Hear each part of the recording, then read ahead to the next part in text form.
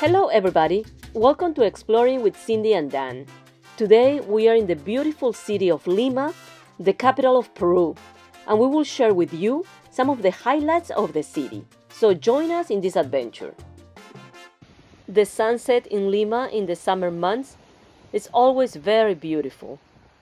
This is our third video of our trip to Peru, and we arrived in Peru on May 19, 2024, and we'll tell you what Lima is all about. And on this video, we will show you some interesting places of this amazing city. On our future videos, we will share our experiences that we had in Cusco, the capital of the Inca Empire. We visited Chincheros, Ollantaytambo, the Sacred Valley, and of course Machu Picchu in Aguascalientes. So please subscribe to our channel with the notification bell on so you'll know when we'll have our next video of Cusco. Lima offers a fascinating glimpse into the complexities of urban life in Latin America. As I mentioned before, Lima is located on the central coast of the country, and the Metropolitan Lima sprawls along the shores of the Pacific Ocean, extending over the valleys of the Chillon, Rimac, and Lurin rivers. We are now heading to downtown Lima and the historical district. It was also known as the Ciudad de los Reyes, City of Kings. It is a UNESCO World Heritage Site located in the Rimac Valley. Founded by Spanish conquistador Francisco Pizarro in January of 1535, Lima served as the political, administrative, religious, and economic capital of the Viceroyalty of Peru. It was the most important city in the Spanish dominions of South America until the 18th century. Despite severe earthquake damages, Lima boasts remarkable architectural heritage, as you can see in this video. One example is the Convent of San Francisco. It's a remarkable colonial architectural building with a Baroque architecture and the largest of its kind in this part of the world, and it is located in downtown Lima. The city's social and cultural life revolve around churches, convents, hospitals, schools, and universities. San Marcos University, founded in 1551, played an important role in artistic creation and production that influenced South America. While urban development has transformed much of Lima, certain buildings still evoke its rich history. Now we are heading to the Plaza de Armas, or Plaza Mayor of Lima. This is the main square of Lima, established in 1535, and this iconic square is surrounded by some of the city's most historical, significant, and architecturally impressive buildings from the colonial and republic eras. This is the Municipal Plaza, home of the Metropolitan Municipality of Lima. This grand neoclassical building features a central courtyard and balconies adorned with Viceroyalty-era wood carvings. You are seeing now the Government Palace, the official workplace and residence of Peru's president. This impressive Renaissance building with a distinctive yellow facade was originally built by Pizarro as his home. Visitors can watch the changing of the Presidential Guard ceremony at noon. The yellow building on the top left side of the screen is La Casa del Oidor, a historical building best known for its large balconies, and now is the Archaeology and Historic Museum of Lima. Across from the Government Palace is the Cathedral of Lima, located on the plaza's northeast side, and it is a Renaissance and Baroque-style basilica. It is the largest cathedral in Peru and houses the remains of Francisco Pizarro. Visitors can admire the altars, religious artwork, and the cathedral's museum. North of the cathedral is the Archbishop's Palace, a neoclassical building that now houses a museum of colonial religious art. The streets surrounding the plaza were closed to vehicles, but you can park a few blocks of the plaza in the multiple parking structures and walk to the main square. The Plaza de Armas is a captivating open-air museum showcasing Lima's rich architectural heritage. While you stroll around the square, you will travel back in time It's a place that you do not want to miss it while in Lima. Lima's historic center preserves a time capsule of the city's unique past, reflecting its colonial heritage and great achievements. Lima's historic center preserves a time capsule of the city's unique past, reflecting its colonial heritage and great achievement. This church, for example, is the Church of San Marcelo, a beautiful structure, and it is one of the oldest churches built in Lima around 1551.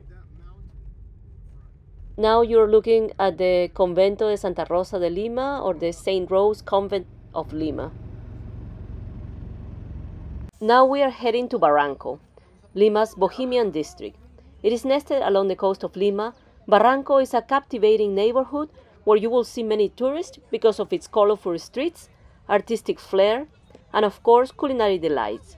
Barranco is also known as the Soho of Lima. This hip district offers a unique blend of history, culture, creativity, and a bustling nightlife. We are starting our walking tour at the Barranco Plaza, or Municipal Park of Barranco, where the Santissima Cruz Church of Barranco is located. This is the most important Catholic church in Barranco. It is a neo-classic style church with big front doors. Anybody can come inside to pray or just to sit and admire the architecture. Here in Barranco, there is an art gallery that you don't want to miss it. The exhibition hall showcases works from over 700 local artists. You will see Peruvian crafts, modern fashion, and recycled objects. We didn't have time to stop at this art gallery, but the next time we come to Lima, we will show you the gallery. We are now crossing the iconic Puente de los Suspiros, Bridge of Sighs. According to locals, if you make a wish and hold your breath while crossing this wooden bridge, your wish will come true. This is a very pretty view of Barranco. Streets of Barranco come alive with its mural, with vibrant displays and graffiti. This church is called La Ermita de Barranco. According to local folklore, a group of fishermen lost at sea spotted a light ashore after praying for salvation. Then they approached the site, and all they saw was a wooden cross. It was there where these fishermen built a shrine during the second half of the 19th century that would be replaced almost a century later with a church. It has a neo-Gothic style, and this church was closed after the 1940 earthquake that damaged the adobe masonry structure. Here in Barranco, you can explore and enjoy the different types of bars or coffee shop or ice cream parlors. If you want some ceviche, El Muelle serves up some of the freshest ceviche in town. A ceviche is a classic Peruvian dish made with raw fish cured in citrus juices, seasoned with spices, salt, and lots of onions, and it is accompanied with a slice of sweet potato and a piece of Peruvian corn. You're looking at the Morro Solar in the Chorrillos district on the south side of Lima. It is an amazing place to see all Lima from a hill in the ocean. If you have some time, drive there and take in the views of Lima. The cross that you see on the hill is called La Cruz del Papa, or the Pope Cross. It is a 45-meter structure that was built with the second visit of John Paul II to Peru.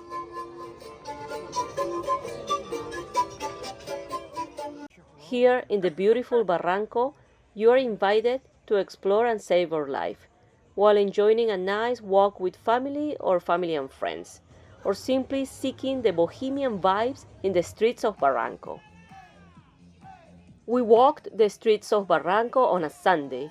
It was crowded of people and tourists, but traffic was great. Lima is home of approximately 11 million people, the equivalent to 1/3 of the Peru's total population, and of course, the city has experienced unplanned growth on its outskirts, leading to overpopulation and density issues. The middle and upper middle classes use private cars, while the lower middle class and the poor rely on public transportation. But this transportation, including the Metropolitan train, faces many challenges, like overcrowding and cleanliness. While in Lima, don't forget to try the Peruvian pisco. In 1551, the first grapevines arrived in Peru, brought by the Spanish from the Canary Islands, with the intention of making wine for their new colonies.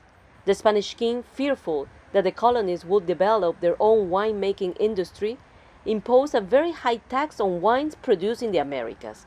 So Spanish in Peru began to produce their own liquor from juice of grapes in the form of brandy. The majority of the grapevines were planted in the valleys of Ica, very close to the city of Pisco, where the Pisco's ethnic group lived. This culture was known for their production of clay jars, so the Spanish decided to employ the same clay jars to store the grape brandy, and which soon became known as Pisco. And it doesn't matter what people say, but Pisco is really truly from Peru. This is the Real Felipe Fortress in the Callao district. Here is where you will find the Jorge Chávez International Peruvian Airport, where we arrived on Sunday. This fortress is an essential part of Callao and its history and a remarkable historical monument. It was built to defend the main Peruvian port and the city of Lima from pirates during colonial time. Here you will also find the submarine of Aptao Museum in Callao. This submarine, built in the US, served the Peruvian Navy for many years before being converted into a museum ship. This was the first museum ship in Latin America. Peru is a religious country with 89% of the population Catholics, 6% evangelical, and 2.5% professes other religions, and the rest are atheists. We even had some time to attend a Christian church on a Sunday, and it was great, just like in the States. This is Polvos Rosados Flea Market in Surco district. It is a vibrant flea market that offers a blend of small treasures, from clothing to electronic, or just toys and household products. We are now in Chorrillos district, known for its coastal location in Lima. This district is part of the Costa Verde circuit, which stretches along the Pacific coast. Here is where you will find Agua Dulce Beach, La Herradura, Los Delfines, Barranquito, and Los Yuyos Beach. As you can see, Chorrillos contribute to Lima's vibrant coastal landscape, offering beaches, waves, fun, and an amazing and picturesque views. At the time of this video, the sky was gray due to high humidity, the presence of fog and mist, and also pollution. Lima usually experiences a phenomenon called garua, which means a sea mist or fog that covers the city. We are heading now to Miraflores district to show you the shopping mall on a cliff. The Miraflores district is a tourist district. It is also a residential and upscale shopping district south of downtown Lima. It has several hotels, restaurants, bars, nightclubs, and shopping malls. Miraflores is the district of gardens, and it is where you will find the busiest beaches of the city with dramatic clifftop locations. Its beauty is due in large part to the well-kept gardens which line its streets, as well as its proximity to the sea and the great views of the Pacific Ocean, as you've seen. Imagine a house or an apartment where you can wake up in the morning and admire an amazing view of the ocean. The modernization of the city of Lima led to its expansion south where the Miraflores district is located. Miraflores is a very safe area to go for a stroll or biking, and their neighborhoods are very modern and colorful. This is Larcomar Shopping Mall, located in the Miraflores district, one of the busiest districts in Lima, on the coastal area of Lima. It is an ideal place to shop, enjoy the Peruvian food, and have a good time with friends and family. It is a unique shopping center that blends luxury, entertainment, and breathtaking views of the Pacific Ocean. It opened its door in 1998, and it is a must-visit destination for locals and tourists, and it is one of our favorite shopping centers when we come to Peru. Larcomar invites you to discover new experiences. It is the only shopping mall in Peru built on a cliff. Some people say that Larcomar resembles an amphitheater that overlooks the Pacific Ocean as their stage. It just has an amazing view of the ocean, so remember to check it out while in Lima. You won't be disappointed. The shopping mall has over 80 stores and many specialty retail stores. One that I really like is Cuna, that showcases products made of alpaca, vicuña, guanaco, llama, and especially baby alpaca.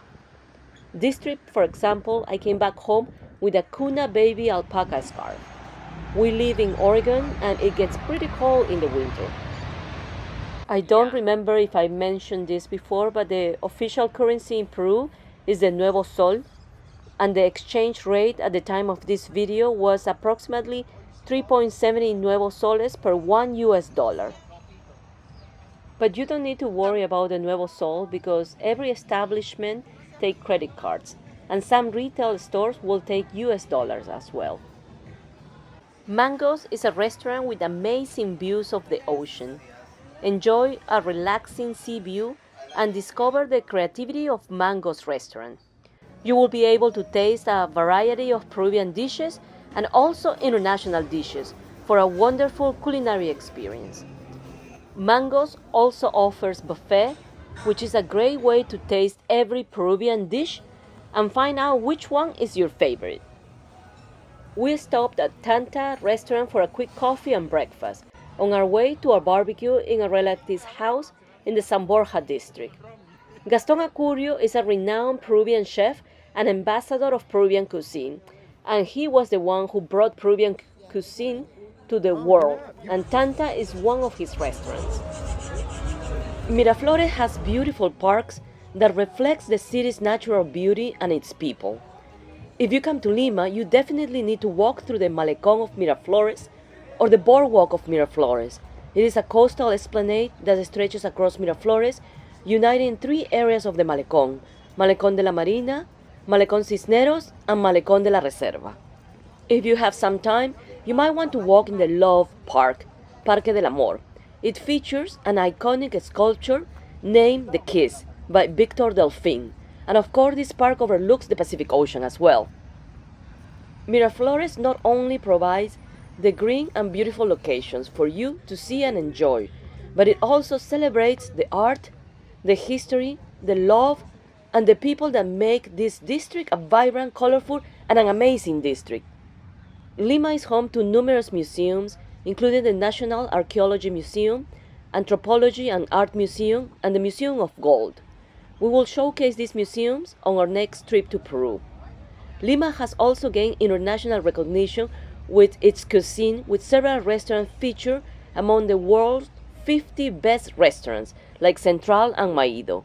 Lima is a captivating city, and as I mentioned before, the city blends its rich colonial and historical legacy with modern urban life, offering visitors a unique experience of Peruvian culture, gastronomy, architecture, and people's hospitality. Lima will always be the city that you can visit many times, and you will always find something new that will touch your heart. This is the end of our last video of Lima. Thank you for watching it, and please consider subscribing to our channel with the notification bell on. It is free to do so, and it will really help us so much. And stay tuned for our next video of Cusco. Thank you very much.